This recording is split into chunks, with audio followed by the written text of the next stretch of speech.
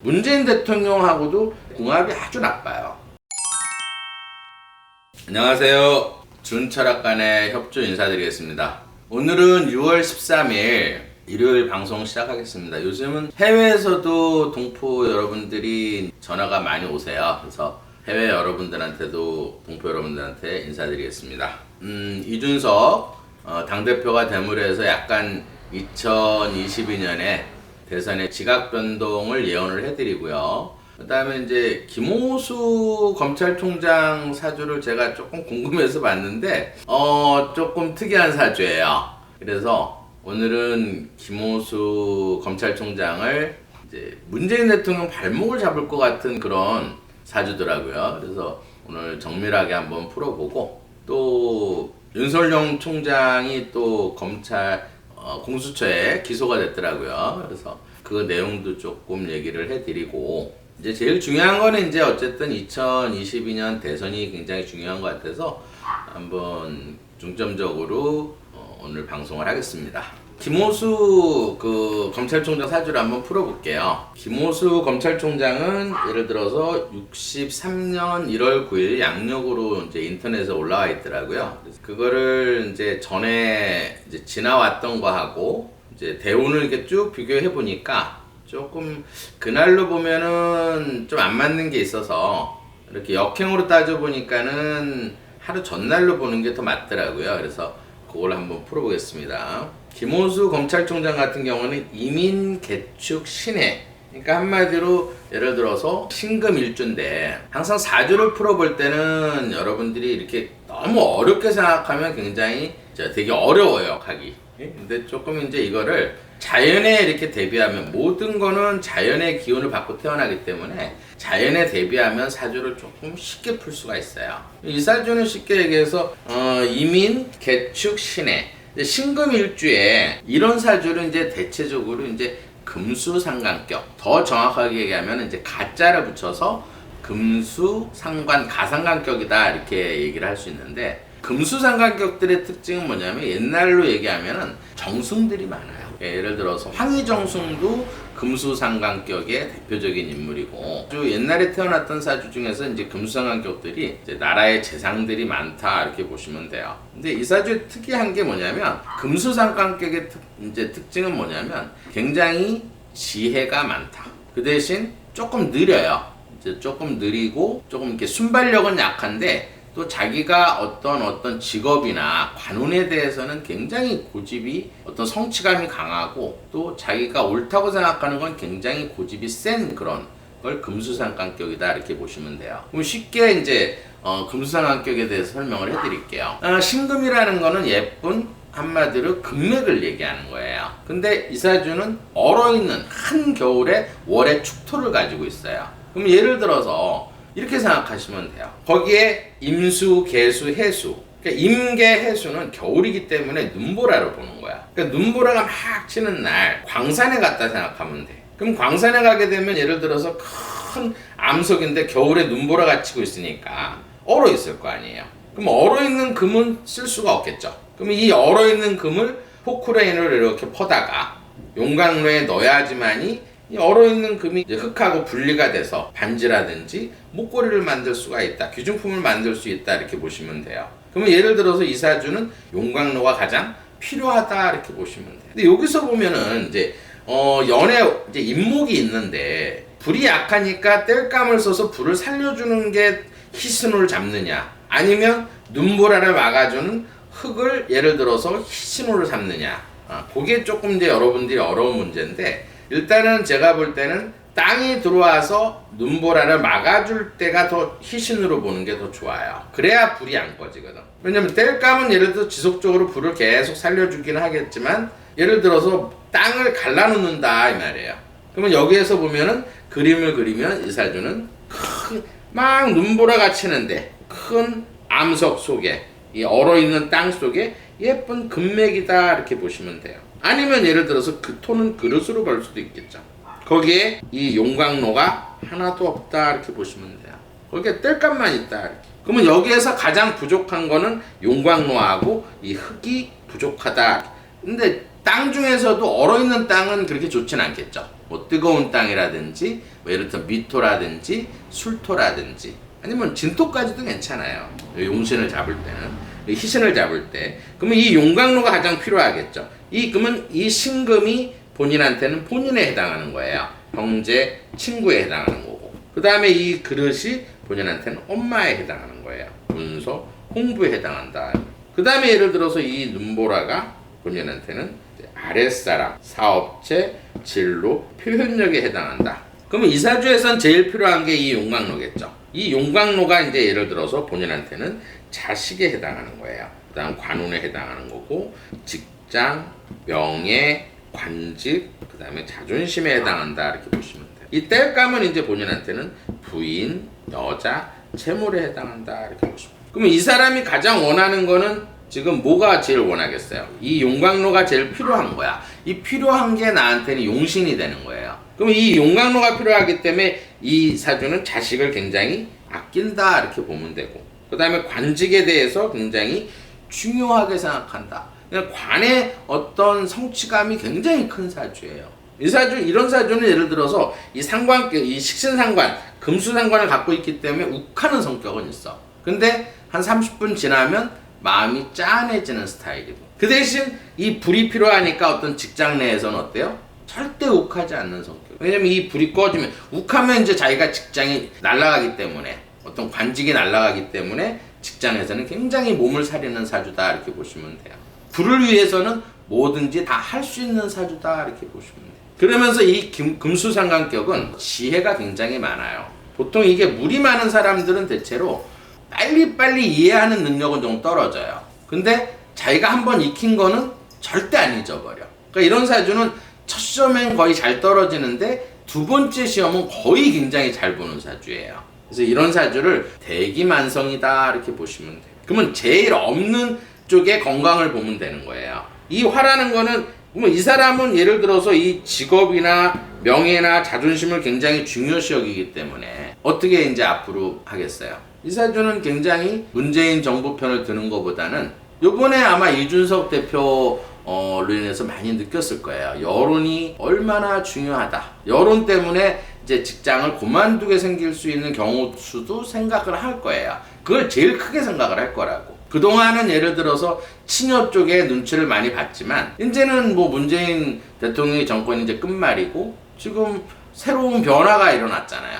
이준석 당대표가 되면서 이거 뭐지? 이거 친여 성향을 들다가는 내 어떤 이 불이 꺼지겠다 하는 그런 생각이 들 수가 있어요. 그럼 이 사람은 굉장히 좀 기회주의적이면서 굉장히 눈치가 빨라요. 그리고 이 불을 지키기 위해서는 친여 쪽으로는 이제 안 쓸 거예요, 줄을. 그리고 이번 달 자체가 좀 이따 이제 사주를 풀겠지만 항상 이렇게 불이 필요한 사람은 제가 항상 말씀드렸죠. 이번 달이 5, 6, 7월 달은 항상 불이 들어오는 달이에요. 양력으로. 그러면 지금 현재는 달운에서는 굉장히 좋다 이렇게 보는 거예요. 그러면 박범계 사주를 제가 한번 풀어봤지만은 박범계 사주는 사실 화가 들어올 땐 별로 좋지가 않아요. 그러면 아마 박범계 뜻대로 움직이지는 않을 거다. 왜냐하면 이 자리를 지키기 위해서는 뭔가 이제 절대적으로 이제 친여 쪽으로 가지는 않을 거다. 그래서 이제 문재인 대통령하고도 궁합이 아주 나빠요.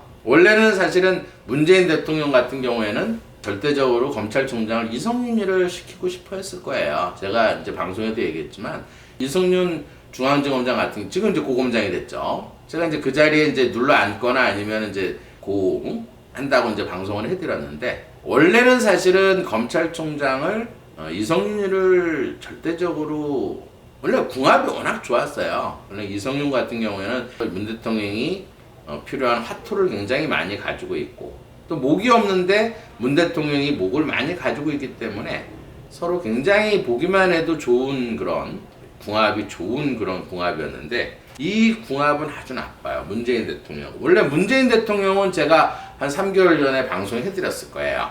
문재인 대통령도 화가 필요하기 때문에 화나 땅이 필요하기 때문에 이 화토가 들어올 때 그러니까 5, 6, 7월 달은 지지율도 올라가고 지금 먼저 어제 영국 갔더라고요. 그래서 또 뭐 한 대도 받고 뭐 이제 그것도 이제 다룬이 좋으니까 이제 여기저기 나라에서 이제 이렇게 환대도 하고 이제 지지율도 조금 높아가는 그런 추세인데 이제 외국에도 또 여행도 하시고 뭐 이렇게 하시는데, 왜냐면 이사주도 쉽게 말해서 이번 달은 화달이기 때문에 가장 1년 중에서는 좋은 달이에요. 그래서 아마 박범계 뜻대로 모든 게 조직 개편이 되지는 않을 거다 이렇게 생각해요. 중간 간부나 뭐 이런 어떤 직제 개편 이런 얘기도 있더라고요. 뭐 법무장관한테 이제 수사 받으려면 다 해야 된다 이런 그런 말도 안 되는 것도 아마 자리를 지키기 위해서는 들어주지 않을 거다 이렇게 생각을 해요. 그래서 그러면 이사주에서 필요한 건 이 화기 때문에, 이 화가 약한 사람들은 약점이 뭐냐면 이 화라는 거는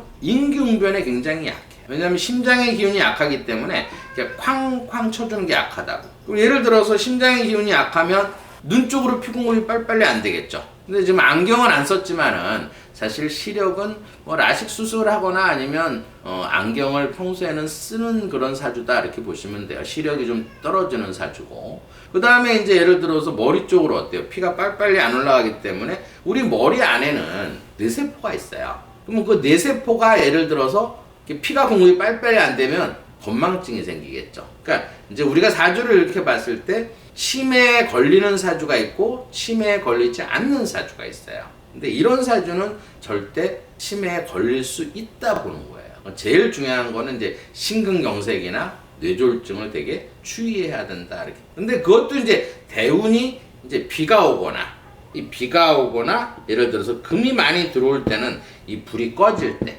이럴 때는 예를 들어서 이제 심장 쪽에 건강을 좀 주의를 하셔야 되고, 그 다음에 이제 토가 조금 뭐 한 30% 정도 가고있기 때문에 소화력은 그렇게 아주 약한 편은 아닌데 아무래도 얼어있는 위장을 갖고 있기 때문에 피 공급이 빨리빨리 안 될 거 아니에요. 그러면 예를 들어서 이제 급체 같은 게 조금 걸릴 수 있다 이렇게 보면 돼요. 이 사주라는 거는 예를 들어서 물론 보는 것도 중요하지만 내가 필요한 거를 아는 거는 굉장히 중요해요. 왜 그러냐면 이 사주, 내 사주를 이렇게 풀었는데 내가 한겨울에 태어났어. 그러면 용신을 잡을 때는 조우로 보는 거예요. 무조건 화가 되는 거야. 겨울에 태어난 사주들은. 왜 그러냐면 햇볕이 있어야 모든 게 다 녹을 수가 있다 이렇게 보시면 돼요. 그러면 내가 이 사주만 보는 걸로 끝나는 게 아니라 이 사주에는 풍수라는 게 있어요.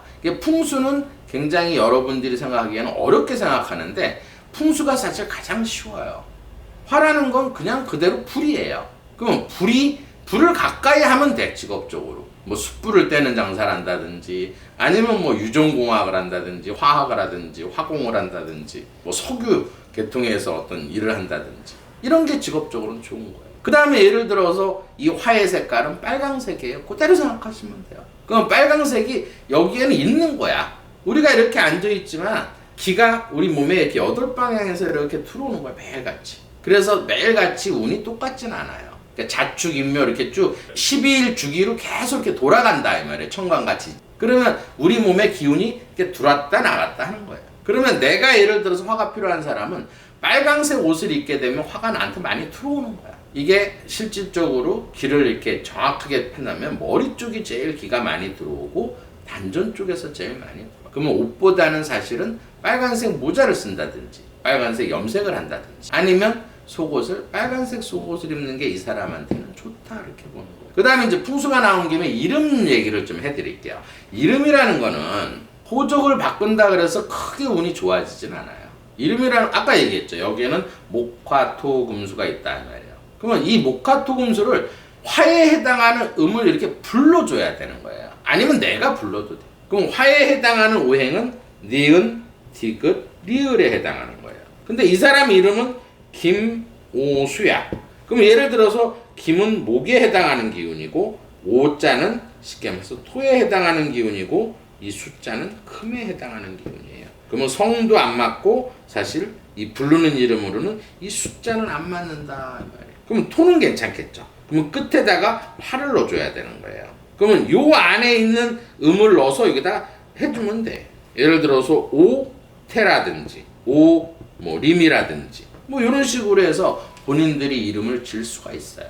아니면 그냥 나나 다다 이렇게 해도 돼. 나나 다다 이렇게 하게 되면 예를 들어서 화가 나한테 이렇게 들어온다 이렇게 보시면 돼요. 그게 풍수예요. 그런 어떤 색깔이라든지 음식은 어떤 음식이겠어요? 이 화에 해당하는 음식은 열매 음식이에요. 제가 아마 코로나 터졌을 때 열매 음식을 많이 먹으라 이렇게 방송한 적이 있었어요.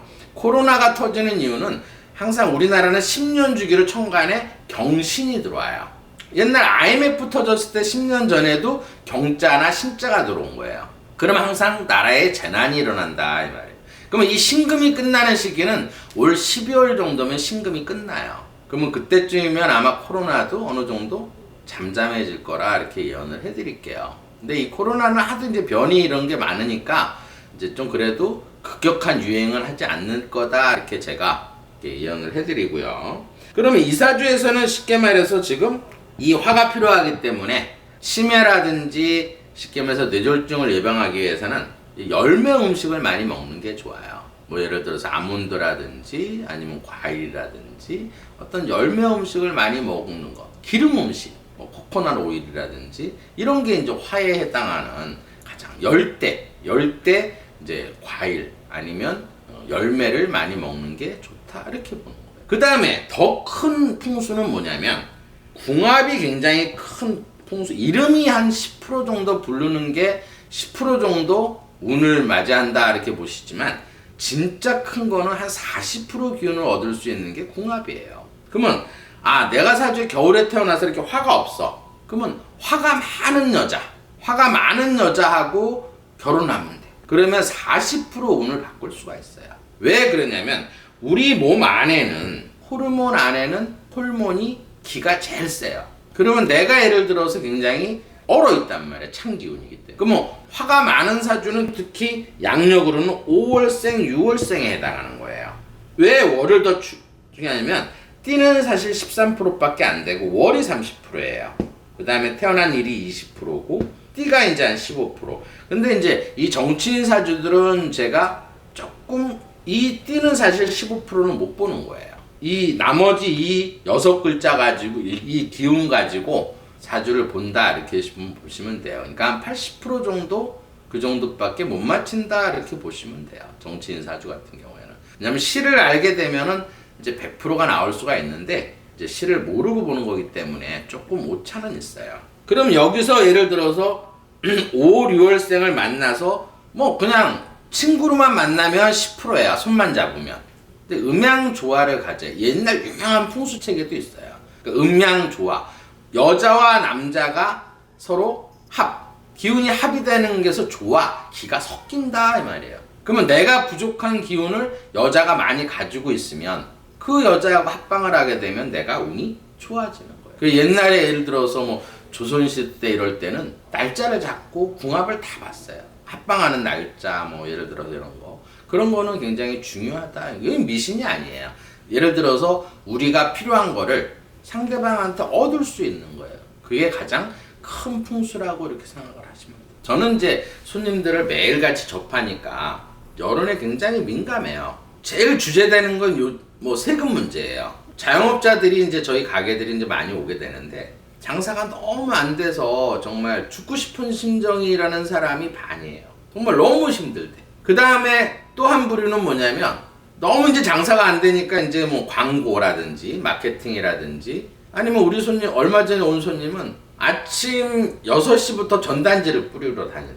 작년에 7천 정도 매출을 이제 정년퇴직하신 분이었는데 7천 정도 매출을 해서 종합 그 소득세를 170만 원인가 냈다 그러더라고요. 처음 이제 가게를 오픈해가지고. 근데 이제 그분이 와서 하는 얘기가 하도 기가 막혀서 얘기를 하더라고요. 그래서 왜 그러세요? 그래서 제가 물어봤어요. 그랬더니 하는 얘기가 너무 장사가 안 돼서 광고를 막 한 2, 3천 정도 내고 그 다음에 1년이죠. 1년 단위로 2, 3천을 내고 그 다음에 이제 매일같이 이제 자식들하고 같이 전단지를 뿌려가지고 그래도 진짜 마케팅을 성공을 해갖고 한 1억 정도 올해 이제 예를 들어서 매출이 올랐대요. 그러니까 작년에 7천이었는데 올해 1억 정도 매출이 됐다 그러더라고요. 근데 세금이 400만 원이 나왔대요. 그래가지고 자기가 열심히 노력을 해서 광고를 해가지고 매출을 한 예를 들어서 1년에 한 3천 정도를 늘려놨는데 세금이 400만 원이 나왔다는 거예요. 그러니까 자기가 노력한 대가는 아무것도 없는 거야. 성취감이 아무것도 없는 거예요.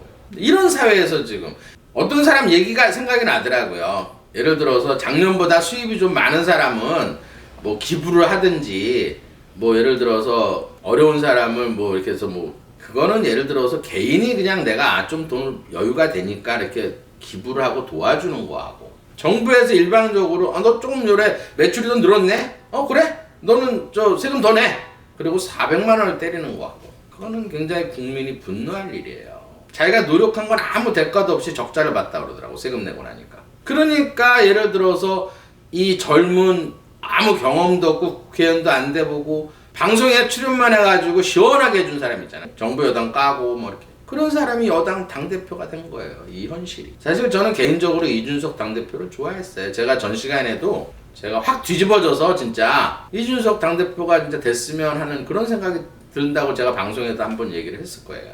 사실은 크게 제가 별로 관심은 없었어요. 이번 당대표 이렇게 선거하는 게, 제가 한 3주 전에 이제 한번 이준석 거하고 그 다음에 이제 나경원이 거를 한번 풀어봤는데 그때는 별 관심이 없었어요. 솔직히 둘 중에서 누가 되더라도 윤석열 총장한테는 크게 도움이 안 될 것 같아서.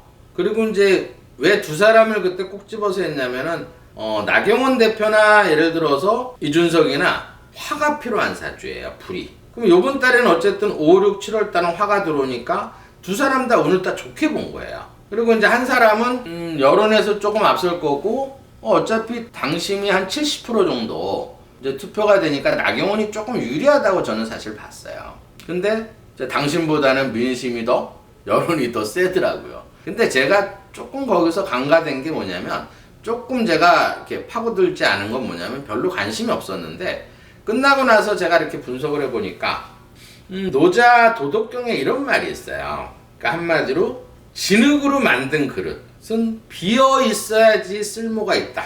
그게 사실 이준석인 것 같아. 그리고 쉽게 말해서 꽉 차 있는 술병은 나경원으로 볼 수 있는 거예요. 그러면 원래는 어때요? 빈 술병하고 술병이 꽉 찬 게 부딪히면 누가 이기겠어요? 사실 상대가 안 되는 거거든. 비어 있는 게 깨지게 돼 있어요, 원래는. 근데 제가 간과 못한 건 뭐냐면, 제가 너무 바빠갖고 뉴스를 못 봤는데 한 일주일 전에 뉴스를 딱 보니까 김종인 박사가 이준석이를 밀고 있더라고. 제가 이제 김종인 박사는 이제 항상 윤석열 총장한테는 가장 필요한 사람, 한동훈 검사장하고 이 김종인 박사는 절대적으로 윤석열 총장한테 옆에 있어야 돼요. 근데 김종인 박사 같은 경우에는 대운도 좋고 인륜운도 좋아요. 그 사람이 이준석이를 킹메이커를 해준 거야. 모래를 담아준 거예요, 한마디로. 이 빈 그릇에. 빈 술병에다가 모래를 꽉 채워놓으니까 거기에 김종인 박사의 모래를 꽉 채워. 그러면 술병하고 모래를 든 병하고 깨면 누가 깨지겠어요? 술병이 깨지는 이치다. 이제부터가 중요한 것 같아요. 이제부터 이준석 제가 사주를 이제 풀어봐서 알아요. 똑똑하긴 하죠. 근데 사주에 자묘라는 게 있어요. 자묘는 절대 고칠 수가 없는데, 자묘란 건 뭐냐면 이렇게 말을 이렇게 확 던져서 상대방을 굉장히 불쾌하게 할 수 있는 말을 하는 게 자묘형이에요. 이게 불쾌정이란 말이에요. 근데 빈병에 자꾸 어때요? 말을 던지게 되면 빈병이 깨지게 돼 있어요. 이 술병을 당연히 칠 수가 없다고. 항상 불안해요, 조금 지금. 이 어떤 말 때문에. 그래서 제가 당부하고 싶은 거는 이 빈 술병에 꼭 담아가야 할 사람이 있어요. 이걸 담아가지 않으면 이 빈 술병은 100% 깨져. 사실 제가 한 3개월 전에도 예언했듯이 5, 6, 7월 달은 문 대통령 운이 좋아서 지지율이 올라갈 거고, 그 다음에 국민의힘은 아주 나빠져서 해체 수준이 될 거다. 그래서 다시 김종인 박사를 모셔와야 된다, 이렇게 제가 한번 방송을 한 적이 있는데, 이준석 체제에서 내년에 대권을 잡으려면 빈 병에 꼭 담아야 갈 사람이 있어. 좀 전에 얘기했듯이 윤석열 총장은 담아가야 돼. 그게 모래예요. 그 다음에 한동훈 검사장 담아가야 되고 김종인 박사 담아가야 돼. 그래야 이 빈병이 깨지질 않아요. 그 세 사람을 이 빈병에 담지 못하면 100% 깨져요. 그러면 해처모여가 되는 거예요, 이제. 그게 제일 걱정이 돼. 그게 깨지는 게 자묘. 이 말로 인해서 깨질 수 있다. 이게 제가 걱정이 제일 되더라고요. 이번 주에 그 뉴스를 보니까 어젠가요? 조국 재판을 이제 하는 걸 보고 옛날 제가 책 읽는 게 생각이 나더라고요. 옛날에 아주 부잣집 사람이 아주 노신사인데 도예지를 가가지고 예를 들어서 아주 비싼 비단을 사갖고 왔어요. 근데 그 시골 마을에는 양복점이 두 군데가 있어서, 하나는 오랫동안 단골인 조국 양복점이 있었고, 또 한 군데는 최순실 양복점이 있었다, 이렇게 보시면. 근데 처음에 이제 조국 양복점에 가서 이 노신사가 내가 저 도예지 가서 정말 비싼 비단을 양복을 한 벌 저어주려고 사왔는데 치수를 좀 재줘. 그랬더니 이제 조국 양복사가 치수를 다 재줘.